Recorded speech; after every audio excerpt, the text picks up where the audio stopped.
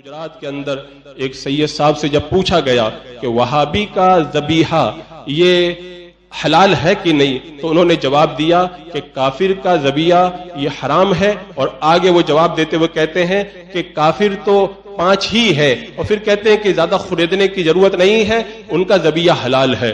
अब आप अपने सीने पे हाथ रख करके बताएं, 100 साल से ज्यादा हमारे सारे अकाबरीन, सारे उलमा, सारे फुक़हा, मुहद्दिसीन सब यही फतवा देते रहे कि वहाबी का ज़बीहा हराम है। अब अगर कोई ये कहता है कि ज्यादा खुरेदने की जरूरत नहीं है और उनका ज़बीहा हलाल है, वो क्या कर रहा है? आप इसकी तह में उतर करके देखें, कितना बड़ा फितना ये आपको नजर आएगा। उन्होंने कहा कि मुसलमान काफिर सिर्फ 5 हैं जिनके ऊपर कुफ्र का फतवा लगाया गया। अगर 5 को सिर्फ काफिर कहा जाए और बाकी वहाबिया अगर कुफ्र में मुब्तला नहीं है, तब उनसे निकाह भी जायज हुआ, उनके साथ में मेल जोल रखना भी जायज हुआ, उनकी शादी बियाह में शिरकत भी जायज हुई, उनका ज़बीहा भी हलाल हुआ, उनके साथ रिश्तेदारी भी सही हुई, उनके जनाजे की नमाज के अंदर शिरकत भी जायज हुई। आप मुझे बताएं, फिर 100 साल से लेकर के ज्यादा अरसा गुजर गया, जितने मुनाजरे हो रहे हैं, क्या सारे उलमा गलत हैं जो उनसे मुनाजरा कर रहे हैं? 100 साल से ज्यादा के अरसा से हिंदुस्तान और पूरी दुनिया के जगहों से जो उनके खिलाफ फतवा निकल रहा है, वो सारे फतवे गलत हैं, वो सारे उलमाए हक क्या गलती के ऊपर हैं? और अब तक जिन हजरात ने उनके खिलाफ फतवा दिया, क्या उनके ऊपर कोई हुक्म लागू होगा? अजीज़ान मुकर्रम, अगर गौर करें तो ये बात बहुत दूर तक चली जाएगी। इसका मतलब तो ये हुआ कि अब तक जो होता आया सब गलत होता आया। ये असल में ये भी एक बहुत बड़ी प्लानिंग है। काफी जमाने से लोग ये चाह रहे हैं कि आला हजरत रदी अल्लाह ताला अन्हु के अफकारो नजरियात को जो है वो रद्द किया जाए, लेकिन ये आसान काम नहीं है। तो उन्होंने इस तरह से गलियां निकालना शुरू कर दिया। अल्हम्दुलिल्लाह उलमाए हक मौजूद है, हक की राहों के अंदर रोड़ा डालने वालों को इंशाअल्लाह क़यामत तक जवाब देते रहेंगे। और ये बड़े ताज्जुब की बात है, वो सैयद साहब जो ये कह रहे हैं कि उनका ज़बीहा हलाल है, उनसे जब ये पूछा गया कि मक्का और मदीना के इमाम के पीछे नमाज पढ़ना जायज है कि नहीं, वो कह रहे नमाज पढ़ना जायज नहीं है। का क्यों? का इसलिए कि वो तवस्सुल वसीला बनाने वालों को मुशरिक कहते हैं, तो उनकी नजर में हम मुशरिक हुए और हमको मुशरिक कह के वो खुद काफिर हो गए। मुझे बताएं, फिर आप 5 को तो कह रहे काफिर हैं, आप सारे मक्का और मदीना में घूम करके देख करके आए हैं कि किस किस का अकीदा क्या है और कौन कौन जो है वो कुफरी अकीदा रखता है। जब आप किसी को देख करके नहीं आए और एक आम हुक्म बयान कर रहे हैं, किसी के पीछे वहां पे नमाज जायज नहीं है, और यहां पे आते हैं तो कहते हैं सिर्फ 5 के ऊपर कुफ्र का हुक्म है, बाकी का ज़बीहा हलाल है। ये कितनी सख्त बात है। और एक बात और आप सुने, वो खुद ये कहते हैं कि मेरा मौक़िफ़ वही है, मैं उसी को हक समझता हूं जो आला हजरत रज़ी अल्लाह ताला अन्हु के अफकारो नजरियात के ऐन मुताबिक हो। तो क्या आला हजरत रज़ी अल्लाह ताला अन्हु का यही नजरिया है कि 5 के अलावा बाकी किसी को काफिर न कहा जाए, उनका ज़बीहा हलाल है, उनसे निकाह जायज है? आला हजरत रज़ी अल्लाह ताला अन्हु ने जब इनकी कुफरी इबारात को जमा किया, उलमा के सामने पेश किया और 5 के खिलाफ कुफ्र का फतवा आया, उसके बाद की आप सुने, आला हजरत रज़ी अल्लाह ताला अन्हु ने फिर आखिर के अंदर यह फरमाया था कि इस जमाने के अंदर अब कोई ऐसा वहाबी नहीं बचा है जिसकी बिदअत कुफ्र से कम हो, यानी चाहे वो मुक़ल्लिद हो या गैर मुक़ल्लिद, अब सब के सब जो है वो इस कुफ्र के अंदर मुब्तला हो चुके हैं। तो आला हजरत को जब आप फॉलो कर रहे हैं, ऐलान भी कर रहे हैं मैं आला हजरत की तालीमात ही को मानता हूं, तो आला हजरत रज़ी अल्लाह ताला ने 5 नहीं बल्कि सबके बारे में फतवा रज़िया शरीफ के अंदर साफ तौर पे लिखा। अब कोई ऐसा जमीन पे बचा ही नहीं है वहाबी जिसकी गुमराही कुफ्र से घिरी हुई हो। ये अवाम को धोखा देना नहीं हुआ तो क्या हुआ? एक तरफ तो ऐलान किया जाता है मैं आला हजरत की तालीमात को फॉलो करता हूं, और दूसरी तरफ वहाबिया के ज़बीहे के हलाल होने का ऐलान किया जा रहा है। इसका मतलब जब वो काफिर नहीं है, आप उनसे निकाह करो, जो चाहे वो करो।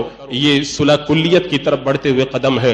मैं अवाम अहले सुन्नत से गुजारिश करूंगा, फितनों के इस माहौल में जब कहीं से कोई बयान आए तो आप पहले ये देख लें कि हमारे उलमाए हक का मौक़िफ़ क्या है। और जिन सैयद साहब ने ये कहा है, उनके वालिद साहब खुद, उनका फतवा भी यही है कि सारे वहाबी काफिर हैं। अपने वालिद साहब के फतवे के खिलाफ उन्होंने ये फतवा सादिर किया। ये कितनी बड़ी जसारत। हजरात मुकर्रम, ये असल में जैसे जैसे हम लोग क़यामत की तरफ बढ़ रहे हैं, वैसे वैसे फितनों का मुंह खुलता हुआ नजर आ रहा है। और अब ऐसे वक्त के अंदर जो الحمدللہ مسلک اعلی حضرت کے اوپر قائم رہے گا وہی اپنے ایمان کی حفاظت کر پائے گا انشاءاللہ، ورنہ جو بھی اس مسلک سے ہٹ کر کے الگ ہوگا اس کا ایمان بچنا بڑا مشکل ہے، کیونکہ ہر طرف فتنے اپنے سروں کو اٹھائے ہوئے کھڑے ہیں۔ آپ دیکھیں اور غور کریں حالات کے اوپر، حالات میں آپ جھانک کر کے دیکھیں کہ کیسے حالات بنائے جا رہے ہیں۔ 100 سال سے زیادہ کا عرصہ جو علماء و بانگ دہل جو اعلان کرتے رہے، اس مسلمہ آواز کو دبانے کی کوشش کی گئی۔ میں آپ سے ایک بات کہوں، اعلی حضرت رضی اللہ تعالیٰ عنہ کی یہ تعلیمات ہے، وہ اعلی حضرت کا حکم ہے، ان کے خلاف انہوں نے حکم دیا، اور اعلی حضرت رضی اللہ تعالیٰ عنہ کی تعلیمات کو سارے علماء نے، سارے فقہ محدثین ہند و پاک کے سب نے فالو کیا، بلکہ ایک سینکڑوں کی علماء کرام کی جماعت کے مجمع کے اندر سب نے اس بات کا اعلان کیا تھا، اعلی حضرت کو مجدد مانا تھا، اور پھر ہر دور میں علماء یہی کہتے رہے مسلک اعلی حضرت پہ قائم رہو۔ حضور سید الافاضل رحمۃ اللہ تعالی علیہ ہمیشہ یہی تعلیم دیتے رہے کہ مسلک اعلی حضرت پر مضبوطی سے ڈٹے ہوئے رہو، اور اسی طریقے سے آپ دیکھیں علامہ ضیاء الدین مدنی رحمۃ اللہ تعالی علیہ اس بات پہ انتقال کے وقت فخر کر رہے تھے کہ الحمدللہ مسلک اعلی حضرت پہ میں قائم رہا، اور اخیر وقت میں اللہ تعالیٰ مجھے قدمین رسول کے اندر مسلک اعلی حضرت پہ موت عطا فرما رہا ہے۔ اب سارے علماء فقہ محدثین جو ہند و پاک کے ہیں سب اٹھا کر کے دیکھ لیں، اگر آج یہ کہتے ہیں سب پر کفر کا حکم نہیں ہے تو اس کا مطلب اعلی حضرت کی تعلیمات کو آپ رد کر رہے ہیں، اور اعلی حضرت کی تعلیمات کو رد کرنا صرف ایک ذات کی تعلیمات کو رد نہیں کرنا ہے۔ 100 سال سے زیادہ ہزاروں علماء محدثین فقہاء نے جو اعلی حضرت کو فالو کیا ہے ان سب کی تعلیمات کو آپ رد کرنا چاہ رہے ہیں۔ اور آپ دیکھیں اس انداز کے اندر آج ہند و پاک کے اندر جتنے اہل سنت و جماعت کے دارالفتہ پائے جاتے ہیں ان سارے دارالفتہ سے یہی فتویٰ دیا جاتا ہے۔ اچھا ایک بات یہاں پر کوئی یہ کر سکتا ہے کہ ہمیں یہ تو پتہ نہیں ہے کہ جس کا ذبیحہ ہے اس کے عقائد کیا ہیں، تو ایک بات آپ حضرات خوب اچھے طریقے سے سمجھ لیں، اگر کسی وہابی کا حکم پوچھا جائے گا تو جو اعلی حضرت نے حکم بیان کیا وہی حکم بتایا جائے گا، لیکن اگر کوئی پوچھے کہ زید ایسا کر رہا ہے اس کا ذبیحہ جائز ہے کہ نہیں، عمر نے جانور ذبح کیا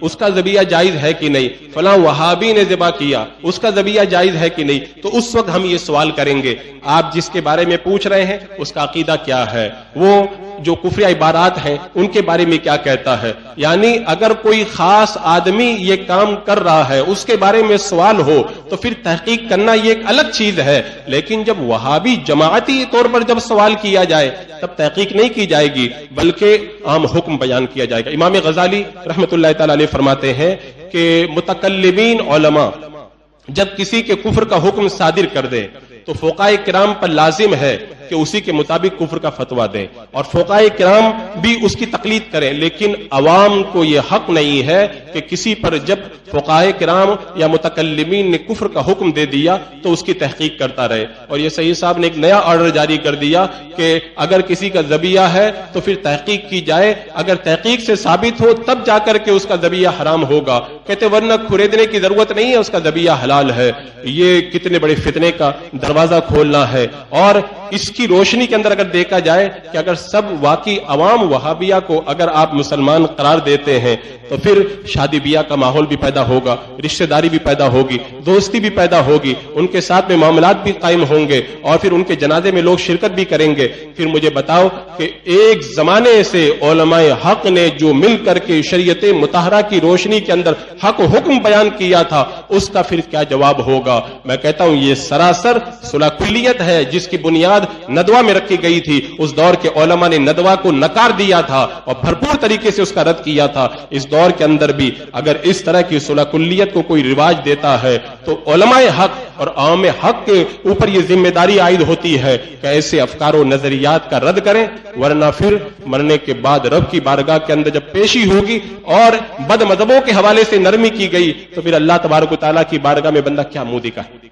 میں نے اس سے پہلے بھی بتایا کہ حضرت عبداللہ ابن مبارک رضی اللہ تعالیٰ عنہ کے بارے میں بتایا گیا کہ اللہ تبارک و تعالیٰ نے ان کو اپنی بارگاہ میں صرف 30 سال تک اس لیے کھڑا رکھا کہ ایک بد مذہب کے ساتھ میں انہوں نے مسکرا کر کے دیکھ لیا تھا۔ اس کا اتنا سخت عذاب اور شریعت مطہرہ کو کھیل بنا دینا یہ کتنی بڑی جسارت ہے۔ अजीजान मुकर्रम, ये सब के बस की बात नहीं है। अल्लाह तबारक व तआला जिसको चाहे उसे बचाता है, वरना आजकल तो जिसको देखो वो सब जो है वो अपने फायदे के पीछे भागते हुए नजर आते हैं। अपना फायदा कब तक? जब तक दुनिया की आंखें खुली हैं तब तक। मरने के बाद में सारे फायदे यही होकर के रह जाएंगे। आखिर के अंदर अगर काम आएगा तो वही रिश्ता काम आएगा जो अल्लाह उसके रसूल के साथ में मोहब्बत का रिश्ता हमने बनाया। और अल्लाह तबारक व तआला खुद फरमाता वल यजिदू फीकुम गिल्ज़ा, वो तुम्हारे अंदर सख्ती पाए। यानी ऐसे लोगों के बारे में रब ने खुद फरमा दिया, उनके साथ में नरमी का बर्ताव नहीं बल्कि सख्ती का बर्ताव होना चाहिए। अगर हम कुरान और सुन्नत की तालीम, हजरत शेख मुजद्दिद अल्फसानी रहमतुल्लाह तआला अलैह ने लिखा, एक बुजुर्ग फरमाते हैं मुसलमान हो जाना दीवाना हो जाने का नाम है। यानी बंदा जब मुसलमान हो जाए तो फिर वो एक दीवाना होता है। किस बात में? इस बात में कि अब मेरी कोई मर्जी नहीं, जो अल्लाह उसके रसूल चाहेंगे वही मैं करूंगा। रदीतु बिल्लाहि रब्बन व बिल इस्लाम दीनन व बि सय्यदिना मौलाना मुहम्मदिन सल्लल्लाहु अलैहि वसल्लम नबिय्यन व रसूला। बंदा जब मुसलमान हो जाता है तो हर तरफ से आंख और कान बंद कर लेता है। वो सिर्फ इतना जानता है अल्लाह क्या चाहता है, उसके रसूल क्या चाहते हैं। कुरान की आयतें पुकार रही है, हादीस तैयबा पुकार रही है कि इस तरह के अकायद वाले मोमिन नहीं है और इस तरह के गलत अकायद वहाबिया में मौजूद है। अब उसके बावजूद भी अगर कुरान और सुन्नत की तमाम नुसूस से मुंह मोड़ करके अगर कोई खुद जो है वो गलत करता है और कौम को गलती की तरफ ले जाता है, तो जो अहले बसीरत है और जिनकी निगाहें खुली है उनको समझना चाहिए और सही रास्ते पे चलकर अपनी दुनिया और आखिरत को आबाद करना चाहिए। अल्लाह तबारक व तआला हमें हक के ऊपर इस्तिकामत अता फरमाए, हर तरह के गुमराह और बद मज़हबों से हमारे